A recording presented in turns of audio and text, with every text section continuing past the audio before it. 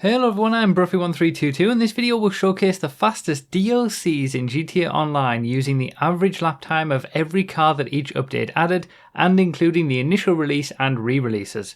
If this is the first testing video you've seen from me, check the intro video to the series to most likely have any of your questions answered, and be sure to subscribe to stay up to date on future testing of new vehicles added to GTA 5 and beyond, as well as checking out all vehicle classes in the playlist, all linked down below in the description and pinned comment.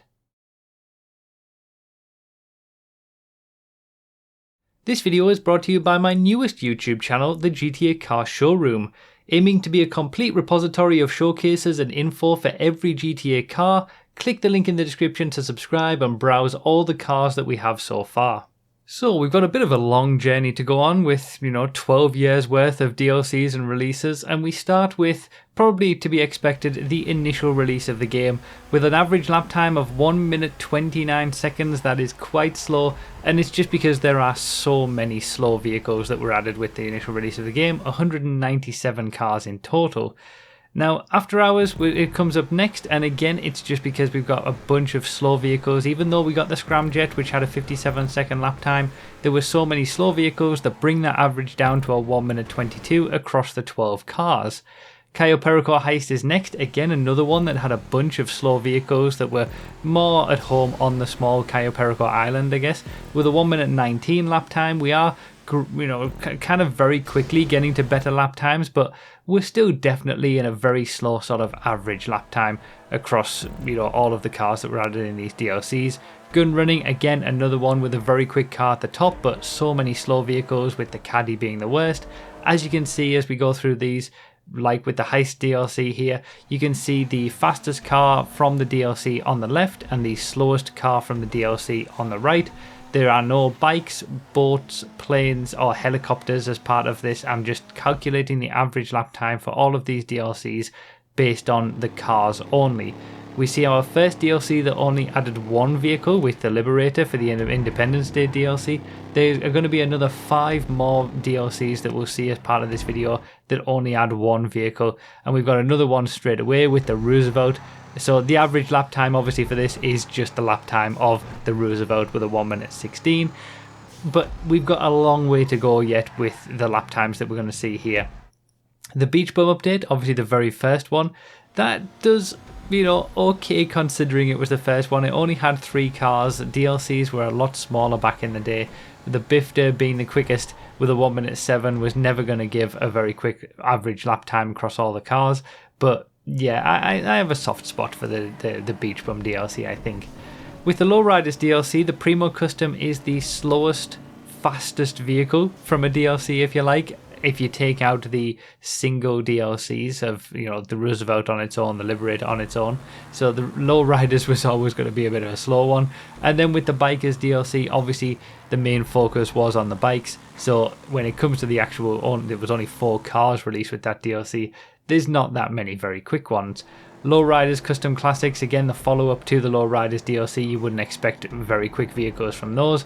The 7 cars here get an average lap time of 1 minute 15.6, and we're still, with 46 updates to GTA Online that added cars at least. Obviously the Diamond Casino Heist had a very quick car with the open wheelers, which is what it introduced, but when you have something as slow as the Invade and Persuade tank, that definitely brings the average down. And then obviously we've got the Halloween Surprise, which only had 2 cars when it was released, with the Lercher and the Frankensteiner, so the average is just smack bang in the middle of the two. But yeah, when you've got obviously 46 DLCs, 46 updates that added cars, there's such a wide variety of things that were added, but we are going to see certain patterns throughout. Obviously Be My Valentine with the Roosevelt Valor, again the only car that was added, very similar in a way to the previous DLC that added the Roosevelt, the original version. Just one car just added randomly, and that was certainly a lot more common back in the day. But obviously, even with modern DLCs like Drug Wars here, a 1 minute 13 average lap time isn't that great, because we got plenty of time to go and we'll see a lot quicker than that. So even modern DLCs, if they've got enough slow cars, even though they've got a lot of vehicles, can definitely still be quite slow for their lap time. And then in 31st place to finish this area, we've got the Doomsday Heist, which again had some quick vehicles, but definitely the average was brought down by things like the Kanjali. So we're into the 30th to 21st segment now, with Festive Surprise 2014, which brought us the Jester race car. But obviously on the other end of the scale, we've got stuff like the Slam Van bringing the average lap time down. And then we got a lot of sort of the sort of original DLCs are kind of in this area, with the I'm Not a Hipster DLC, with the Blade being the fastest here. But then you've got the Dubster 6x6 being the slowest to sort of bring that average down. Same with Executives and Other Criminals. Again, this is sort of, this is back in the day where a 1:11 average lap time across 16 cars from this DLC was actually, not a bad lap time. And here we have the enhanced edition of the game, which was added when the PS4 and Xbox One released. Obviously, we had things like the Pisswasser Dominator, the various free muscle cars, the obviously the Marshall that brought the average down a little bit. But again, as you're seeing some of these these older DLCs, Festive Surprise only had one with the Tampa. This was when cars they had their lap times set. If you had a muscle car added to the game, or a sports classic in the case of the Cokehead Classic here, you were expecting certain levels of lap time. Sports cars would be the 104s, 105s. Muscle and sports classics, you're more looking at the 1:09s, 1:10s. Supercars, you were going to get to the sort of closer to the 1 minute area. You kind of knew what you were getting with that. But then obviously when it came to more modern DLCs, we started to get muscle cars that would have sports car lap times, and sports classics that would have supercar lap times, and it just got all a big mess. So it's not a surprise to see some of these older DLCs like High Life, for example, with the Zentorno, the Huntley S, Ill-Gotten Gains Part 2, which was actually a little bit slower than Ill-Gotten Gains Part 1, but they are very, very close. As you can see, the average lap time was a 1:09.2 for Ill-Gotten Gains Part 1, 4 cars added here, but it's surprising how close both of these Ill-Gotten Gains DLCs are, because it's a 1:09.0 for Part 1. Even though the T20 was fractionally quicker than the Osiris, overall the 4 vehicles from each DLC, Part 1 was slightly quicker. So it's not a surprise to see some of these older DLCs be featuring here before we get to some of the faster stuff. Finance and Felony, another one in 20th place overall, with the X80 Proto, which was the quickest car in the game at the time for lap time, for a short-lived period anyway. But then you had the Brigade added with this DLC, so a 1:08.8 average is not too bad. We're starting to get up there with those average lap times now. 1:08.8 again for the Southern San Andreas Super Sport Series DLC. Obviously, the more cars that are added to a DLC, the more difficult it is to bring that average lap time, down. If there's, even if there's just one slow vehicle, like in the case of the Los Santos Summer Special, it gave us the fastest car in the game so far with the BR8, but it also gave us the Yuga Classic 4x4 with a 1:20 lap time. And it's very easy for one slow vehicle to just bring the average down across all of them, like with the Yuga Custom here for the Contract DLC. It doesn't take much in terms of adding a slow vehicle, and that's why we saw at the very early stage of this video things like Cayo Perico, which had multiple slow vehicles. That average lap time, because of those, was really quite low. So yeah, quite high, sorry. So yeah, Money Fronts, the latest DLC, that's here in 16th place, and now we're into the top 15, so the top third of all updates. Last Team Standing is the next one in 15th place, and it's only got one car in it. The Furora GT, a 1:07.7. That's the average lap time for this DLC as well. And yeah, pretty, not too bad really, considering, like I say, the more cars that are in a DLC, the more difficult it is to have that average lap time for the DLC be quite, competitive. Chop Shop, again, another example where there's a very quick car added, but also a very slow one, which puts that average lap time down.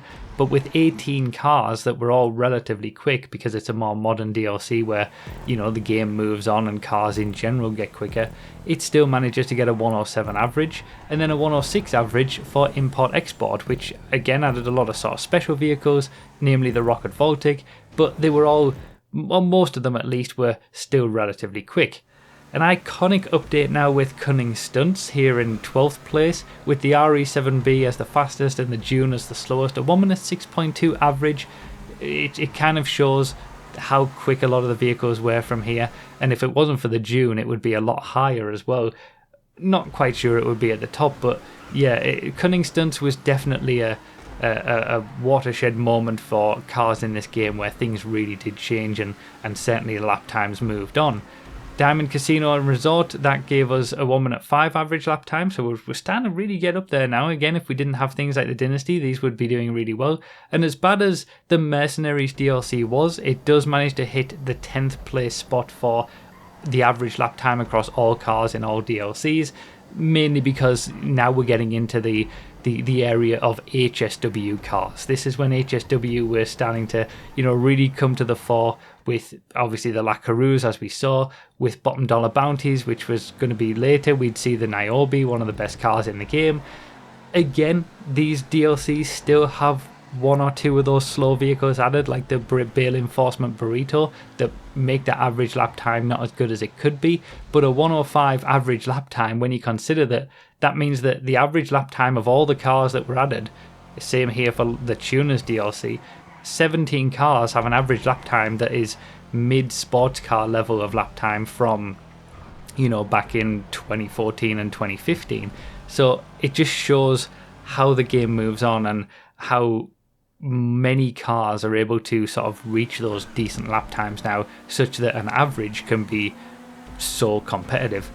Now, the follow-up, the lesser known follow-up to the Cunning Stunts DLC with the Special Vehicles Circuit update, gave us 4 cars, and because of the small number of cars, even though they were all sort of mid-sports car level lap times from those cars, that means the average is a mid-sports car level lap time, and that's the kind of area that we're in right now. Criminal Enterprises with a 105.0, that just misses out on the top 5, probably because of something like the Brioso 300 widebody that ruins that average a little bit. But yeah, let's talk about the top 5. These are the top 5 fastest DLCs that have ever been added to the game, and we're starting with one that doesn't really officially have a name, with the January 2016 DLC, or the Drop Zone Adversary Mode is what we got with that as well. And there was only 2 cars added, but it was such a shock when this DLC came, because it almost came out of nowhere. Just, we turned on the game one morning in January 2016 and we had these 2 cars available at Benny's, and they were both in the Supers class. They both had sports car level of lap times, but that average is split directly between them, and we're into the 1 minute 3s for the average lap time now. Agents of Sabotage is up next, which does pretty well considering it's a more modern DLC and has so many cars. Obviously 12 cars.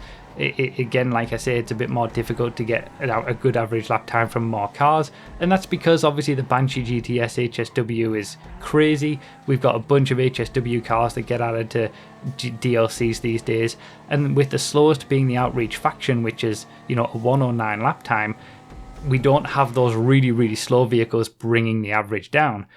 The business update, it's nice to see an old one in 3rd place in the top 5. It only added 3 cars, the Turismo R, the Jester and the Alpha, all iconic vehicles.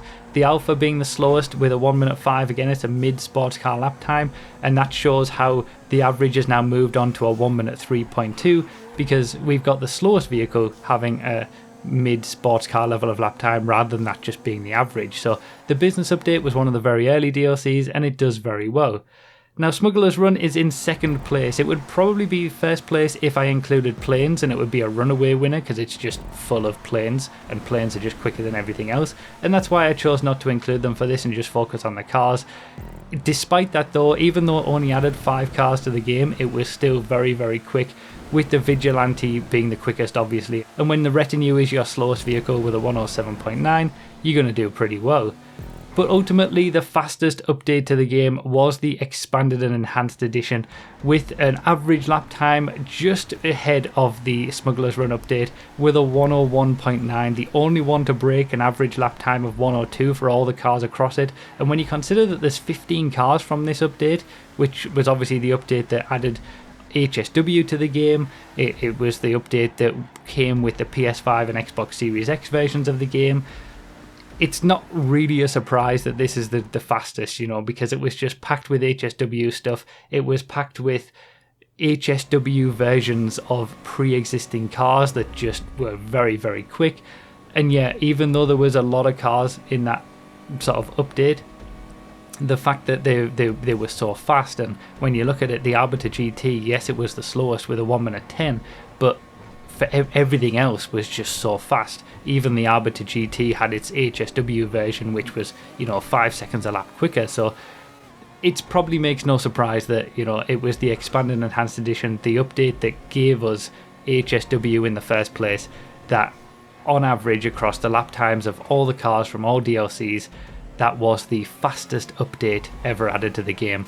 And obviously the comparison here is between the fastest car from an update and the slowest fastest car from an update, with the Primo Custom taking out the single car updates or two cars. You know, I wanted to put a comparison in with an update that at least had multiple cars in it. So yeah, that's everything for this video. I hope it was an enjoyable one, and I hope it was an interesting way to look at things. Please consider supporting on Patreon or become a YouTube member if you want to support this work and get some extra perks for doing so, such as early access to videos and other testing results. Also, remember to read the description for more info, comment with your thoughts, like the video if you enjoyed or found it helpful, and subscribe for more. As always, thank you all so much for watching, and I'll see you next time.